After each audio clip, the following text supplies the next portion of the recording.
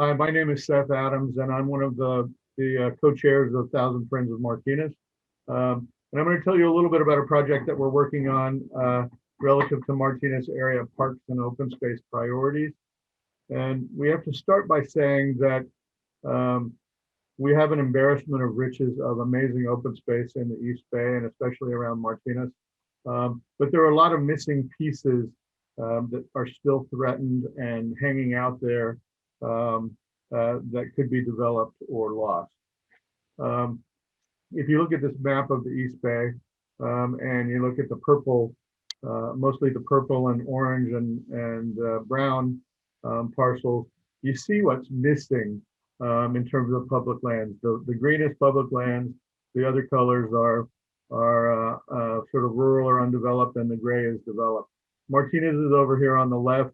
You can see the big green areas of Briones, the East Bay Mud watershed lands, Crockett Hills, Carquinez Strait here above town, etc.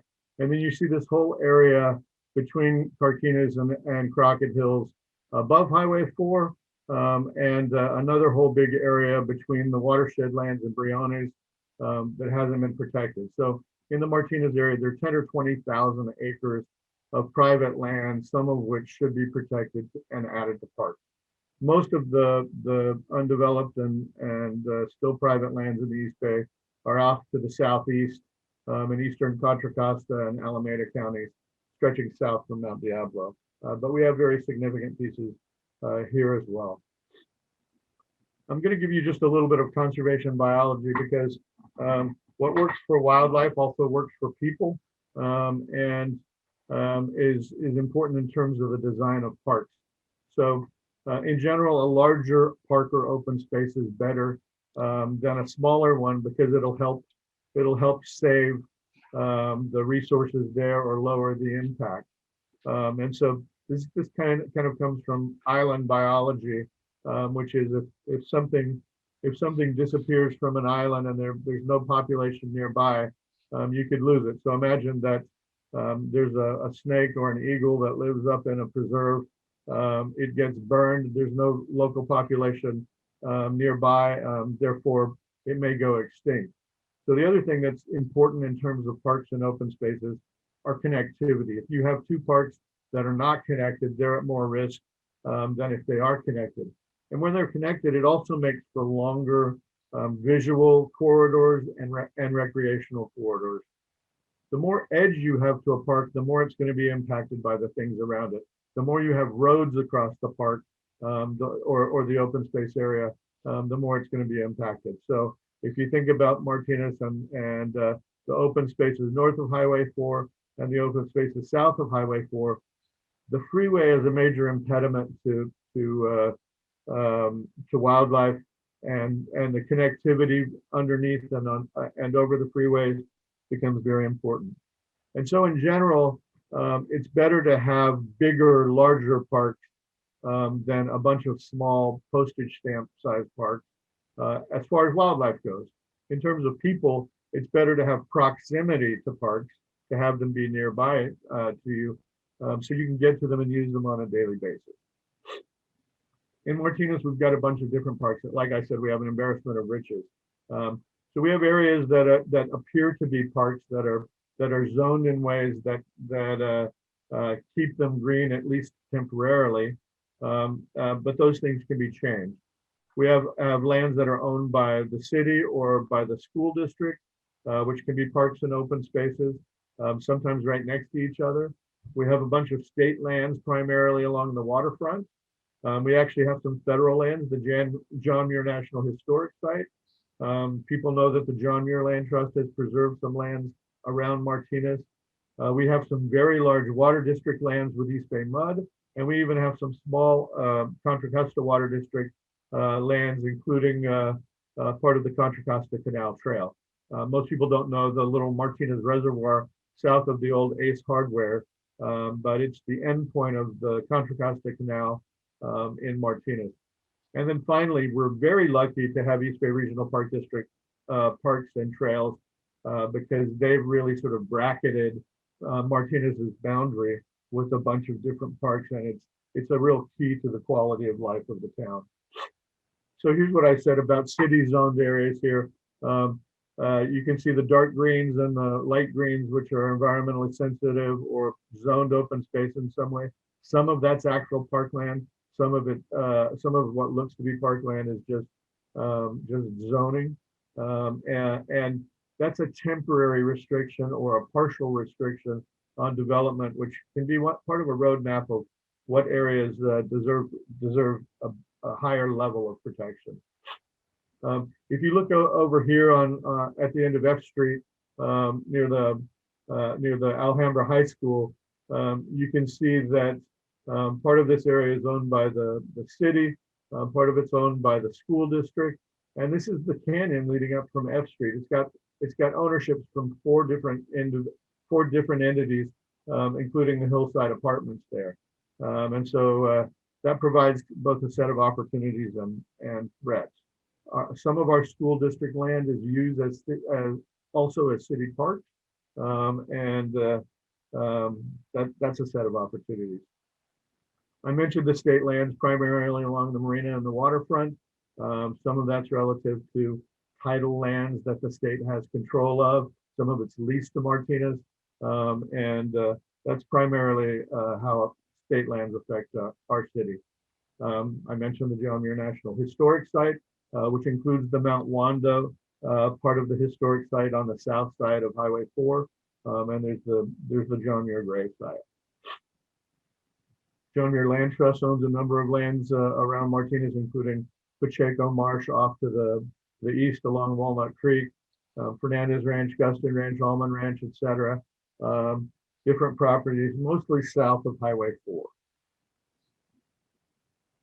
So the water district lands, you can see that most of them are the East Bay Mud watershed lands around Briones and San Pablo, but those stretch a protected land from Briones Regional Preserve all the way to the city of Berkeley, through Tilden and Wildcat. So our biggest open spaces are out through the Briones area south towards San Pablo Dam Road. But what you can really see is what I mentioned. The city is bracketed by regional parks on all sides. The Radke Martinez shoreline to the north, Carquinez Strait regional shoreline west of downtown and further east to Crockett Hills. On the other side of Highway 680 to the east, Waterbird Regional Park and the McNabney Marsh protect land in that direction. And then to the south, we have Briones. So we have some very large regional parks, and we also have some really good regional trails. The Contra Costa Canal Trail and the Iron Horse Trail, which it stops right now at Marsh Road in Concord, but will eventually be connected to the Venetia Bridge and be a lot more useful to Martinez residents. And so I already talked about the East Bay Regional Park District lands. And as part of this process that Thousand Friends of Martinez is doing, which is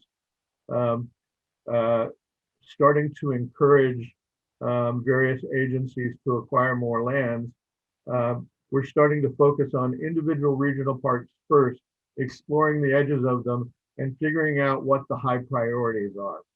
So if you look on this map, for example, and you see my cursor over at Crockett Hills, I'm about to tell you about the Christie Road Ranch between Crockett Hills and Rancho Pinole regional open space there.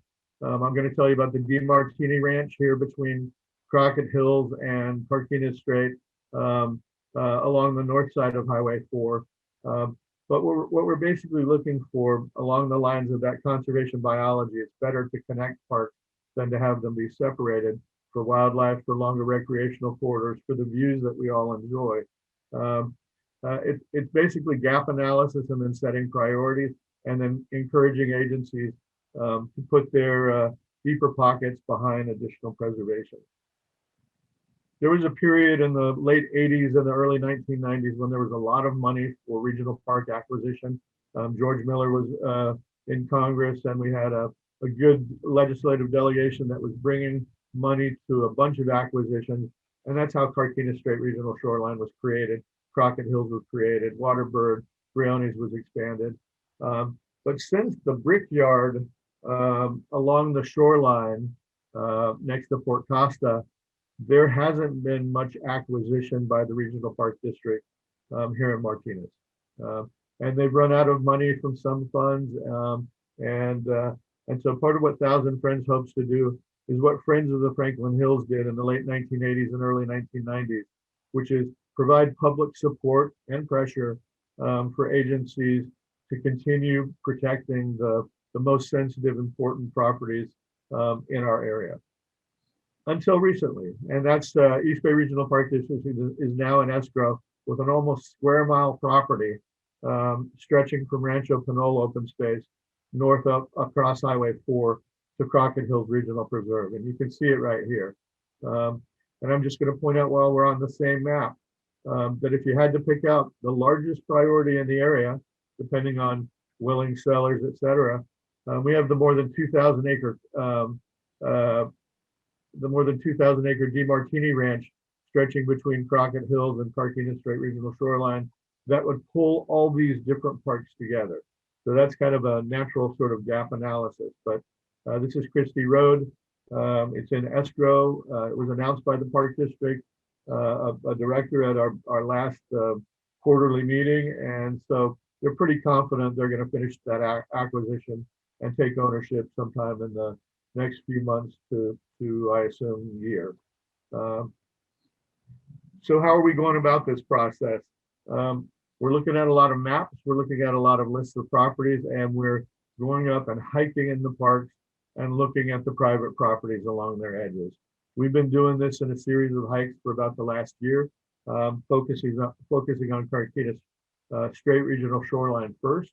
We're talking a lot about what's missing, what might be threatened, what might be available, and looking at parcel maps like this one to talk about those edge parcels along the west side of downtown, for example, the gap parcels between various park units.